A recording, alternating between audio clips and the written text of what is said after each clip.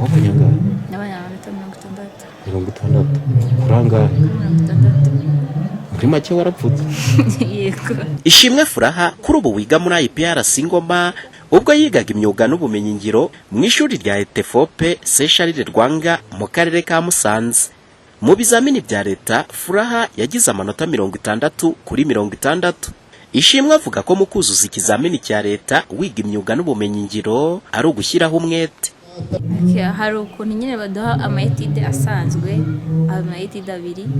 Rero nk'iyo umuntu ashaka ko hari amanota ashaka cyangwa hari ahandi hantu ashaka kugera we ku giti cye ari programa, akavuga ati ubwo abandi bagiye kuryama reka nanjye nyine nkomerezeho nige.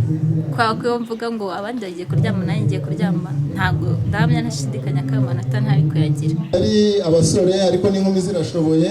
Usibye Ishimwe Furaha wujuje mu kizamini cya leta ubwo yigaga imyuga n'ubumenyi ngiro, Umuhoza Aurore ndetse na Giraneza Didier nabo n'abanyeshuri bize muri Etefope kuri ubu bakaba biga mu IPRC. Nabo bashimangira ko kugira amanota meza mu bizamini bya leta wiga imyuga n'ubumenyi ngiro akenshi umunyeshuri nawe ashyira hake kugira ngo bizatange umusaruro. Ikintu cyanyoroheye cyane kikanamfasha byatewe n'imbaraga abayobozi ba hano ndetse n'abarimu bagendaga badushyiramo ibyo batwigishaga, kinyabupfura byose byagiye bidufasha kubona amanota menshi.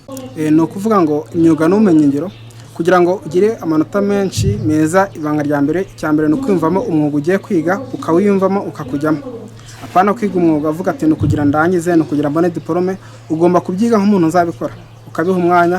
Kuko twaragizwe Mutagatifu Karoli Rwanga murinzi w'uru. Mu kwizihiza umunsi wa Mutagatifu Sharire Rwanga waragijwe iri shuri, kuba abanyeshuri bitwara neza mu bizamini bya leta ngo numwe mu muvuno nyamukuru bishimira, ari naho nyiricyubahiro Musenyeri wa Diocese ya Ruhengeri ahera asaba abanyeshuri gukomeza gukarishya ubumenyi. Twagize umwanya mwiza wo kureba ibikorwa,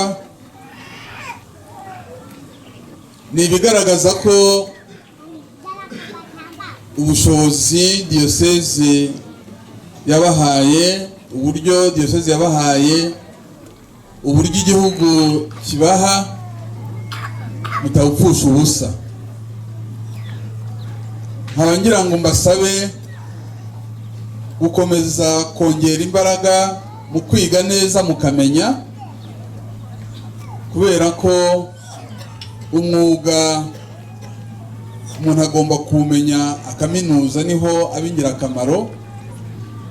Ntawe umenya umwuga igicagate, buri gihe umwuga ugomba kumenya ku buryo bwuzuye, ni naho ushobora kugira akamaro abandi.